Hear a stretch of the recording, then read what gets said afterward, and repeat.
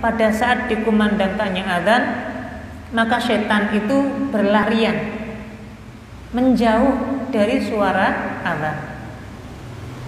Dan ini sebagaimana dalam sebuah riwayat hadis yang diriwayatkan oleh Imam Al-Bukhari dan Imam Muslim dari sahabat Abu Hurairah radhiyallahu anhu, menceritakan bahwasanya Rasulullah SAW bersabda,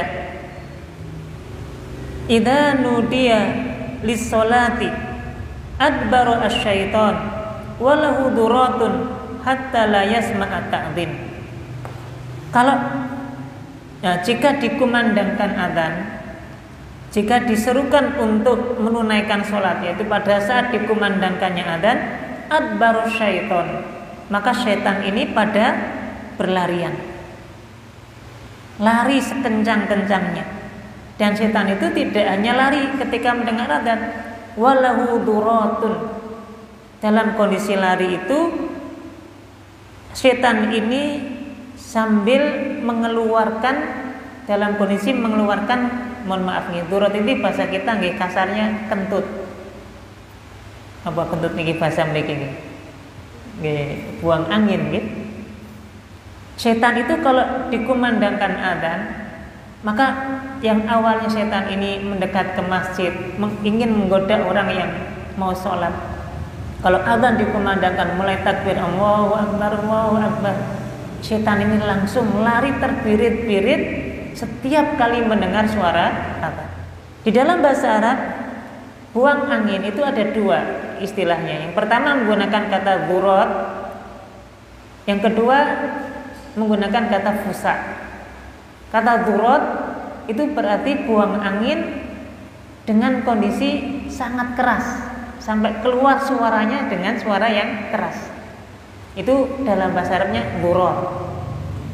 Kemudian yang kedua, kata buang angin ataupun itu menggunakan kata fusa. Kata fusa itu buang angin tapi nggak ada suaranya. Biasanya antara kedua jenis buang angin ini, mana yang lebih berbahaya ini kira-kira? Biasanya yang nggak keluar angin ini yang baunya ini ya. Kalau yang keluar angin mungkin nggak seberapa. Nah, setan itu ketika ketika mendengar azan, keluar anginnya itu dalam kondisi juga disertai keluar angin yang suaranya juga kencang. Hatta la yasma'un ta'dzin, sampai kemudian setan ini tidak bisa mendengar suara azan tadi. Pokoknya menjauh sejauh-jauhnya. Jadi ngapunten nggih, setan itu tipikalnya kalau mendengar azan itu justru menjauh dari suara azan. Nah, ngapunten, kalau ada orang kalau atau apalah misalnya seseorang yang benci dengan suara azan, itu kan kita pripun. Jadi kalau mendengar suara azan itu kok tambah benci dia azan. Bendino kok azan, bendino kok suara azan. Ini kalau di makhluk yang nggak nampak seperti setan yang lari, bahkan dengan saking bencinya dengan azan itu sampai menghina azan, mengeluarkan kentut yang sangat keras tadi, menjauh sampai tidak mendengar azan. Faida qudiya an-nida aqbala, kalau azan ini sudah selesai dikumandangkan, maka setan ini kembali lagi datang ke masjid tadi. Hatta idza suwiba lis-shalah adbaro, nanti ketika sudah dikumandangkan iqamat, setan ini lari lagi. Maka mau baik adzan maupun iqamat, suara inilah yang paling dibenci oleh setan. Lari jauh, menjauh sejauh-jauhnya supaya tidak bisa mendengar lafaz-lafaz adzan dan iqamah ini. Hatta idza qudiya at-taswib aqbala, kalau seorang yang muadzin yang sudah mengumandangkan iqamah, selesai iqamah, maka barulah setan ini datang lagi ke tempat sholat tadi. Sampai kemudian setan ini ketika datang kembali ke tempat sholat, setan ini berada di tengah-tengah orang yang sedang sholat, mengganggu orang yang sedang sholat.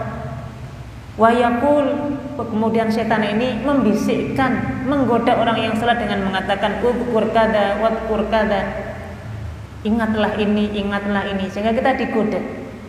Makanya jamaah terhormat biasanya nih, kalau kita sebelum sholat itu kok lupa naruh barang sesuatu. Waktu sholat itu kok kenapa tiba-tiba muncul dalam sholat? Itu karena memang setan bahasanya gitu, bujuk kita, ngerayu kita supaya kita ingat-ingat barang tadi. Bahkan kita kadang dipengaruhi oleh setan, dibantu oleh setan. Oh, barangmu di sini, barangmu di sini. Digoda kita oleh setan supaya tidak khusyuk dalam sholat.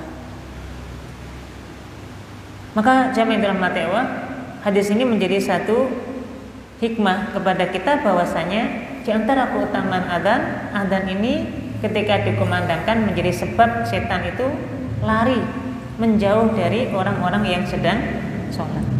Untuk itu jamaah terhormati Allah, di antara nama-nama jin atau nama-nama setan yang nanti menggoda orang ketika sholat ya, di antaranya adalah khonzah.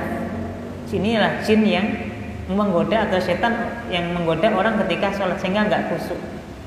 Untuk itu setiap kali sholat kita dianjurkan untuk membaca ta'awud supaya kita terbebas dari gangguan setan. Dan dari segala sisi setan menggoda kita waktu sholat.